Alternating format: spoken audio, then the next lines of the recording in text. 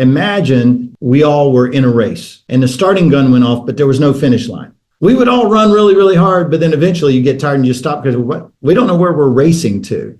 And a goal gives you that end point. Now, here's the thing. I'll give you 6 thoughts around this concept of goals, all right? Number 1, choose goals that are true priorities. Choose things that matter. Choose things that need to move, that are the most important things to move. A lot of times, we'll tell teams to set a goal and they'll just, I can't think of anything, and they scratch something out and they stick it in a drawer and they don't think about it again. I tell my team, hey, our goals are statements of faith. When you set a goal, you're talking to God and you're saying, God, what do you want to do in and through my life or in and through my leadership over the next 90 or 120 days?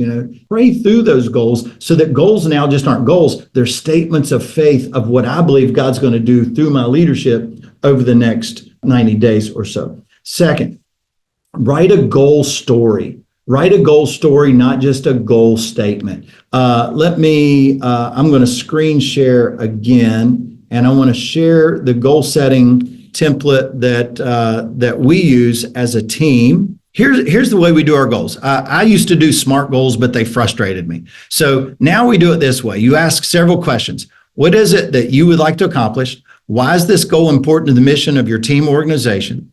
How will you go about accomplishing this goal? How long do you think it will take you to accomplish this goal? And who will you involve in the execution of the completion of this goal? You simply answer these 5 questions.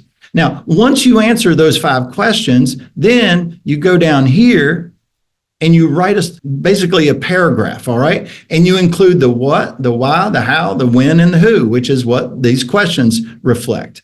And then we put success indicators, which are key milestones along the way. What you want to do is just don't write a goal statement, write a goal story. You saw statement up there because we do have them write in one sentence, but then you write a story around it. And so every year when I do my personal goals, I write a story around my 5 annual goals that I typically set.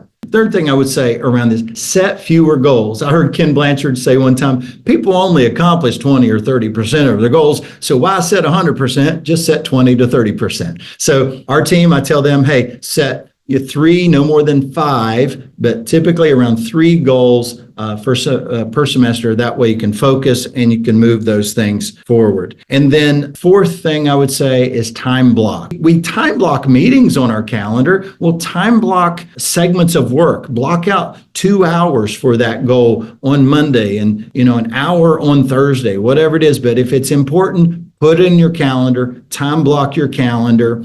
Number 5, evaluate your time wasters. There's a reason you're not getting the goals done, okay? Number 1, you set the wrong goal and you're not motivated by it. Or number 2, you have time wasters in your life that are eating up your time and taking away from that priority. So evaluate your time wasters.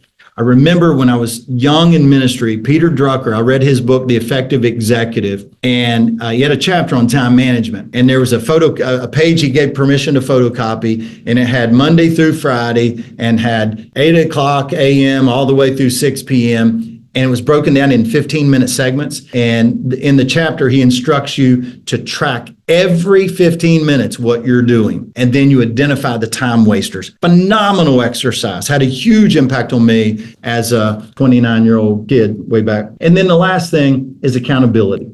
Make your goals visible and then accountable to somebody on your team, your boss. If it's personal goals, make accountability with a friend. Many times I'll go public with my goals. I'll go, hey, I'm going to do this. And one time I set a goal, I was going to learn to box. And so I put it on Instagram, hey, I'm going to learn to box. And people would ask me about it all the time. And so it held me accountable to continue to go to the lessons and do stuff like that. So those are 6 things that you can do to help you accomplish your goals.